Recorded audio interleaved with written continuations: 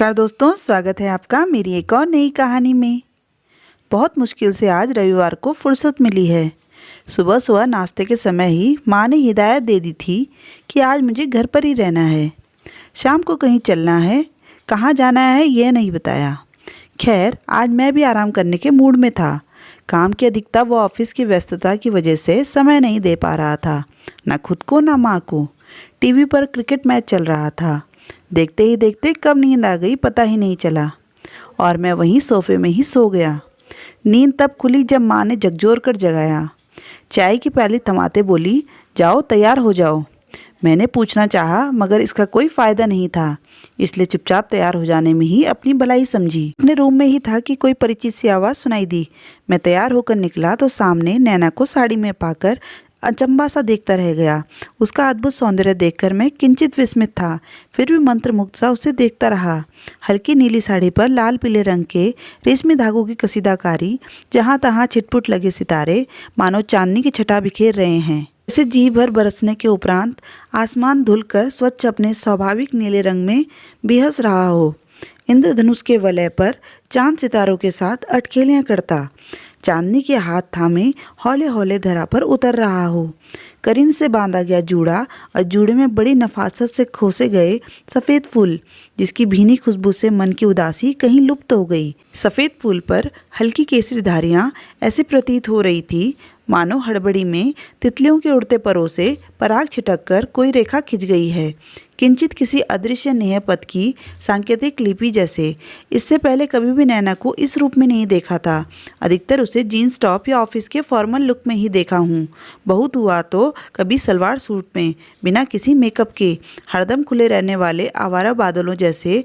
उसके भूरे केश कभी कभी क्लचर या रबर बैंड से बड़े बेरुखी में लपेटे गए होते।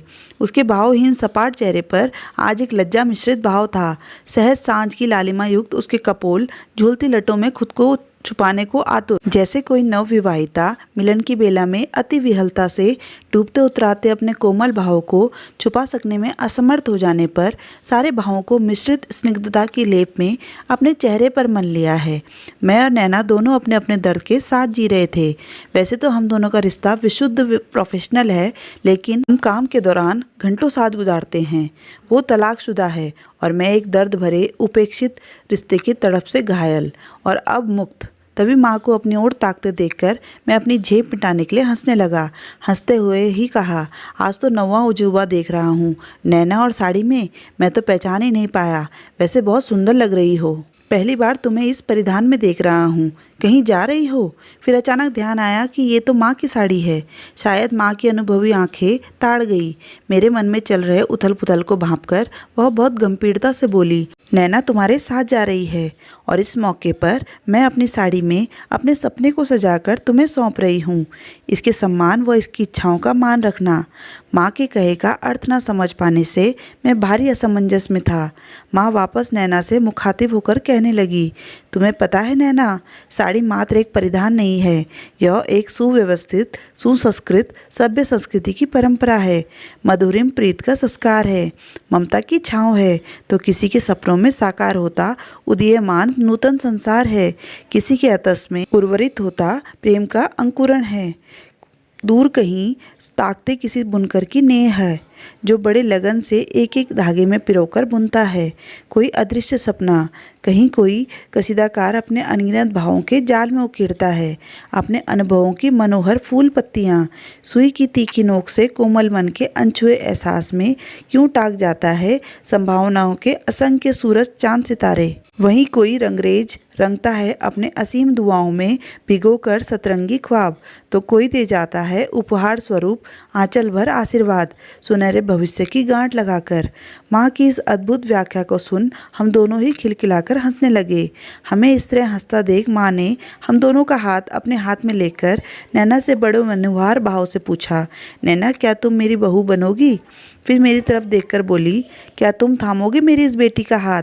माँ के इस अप्रत्याशित व्यवहार पर मैं अवाक था और नैना, वह भी तो कुछ बोल नहीं पाई, मगर खुशी के अतिरेक में भावुक होकर माँ के गले लगकर रोने लगी। उसकी भीगी आंखों में मुझे आस तथा संशय दोनों ही दृष्टिगत हुए।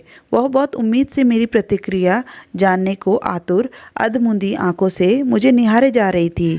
मैंने मुस्कुराकर उसकी उम्मीदों को संबल देते हुए माँ के दूसरे कंधे पर अपना सर रख दिया और अपनी बाहों में दोनों को जकड़ लिया। सच ही तो कह रही है माँ, साड़ी एकमात्र एक परिधान नहीं है। आज किसी की ममता ने किसी को अपने वात्सल्य की ताग में लपेटकर एक साथ बांध दिया। जीवन भर के अटूट बंधन में तो वहीं किसी ने अपनी प्रीत से बांध लिया। संशय और वेदना के थपेड़े खाकर सूख कर मृत होते मन के समंदर को। दोस्तों, आज की कहानी के बारे में आपके क्या विचार हैं, हमें कमेंट में ज़रूर बताइएगा। कहानी पूरी सुनने के लिए धन्यवाद।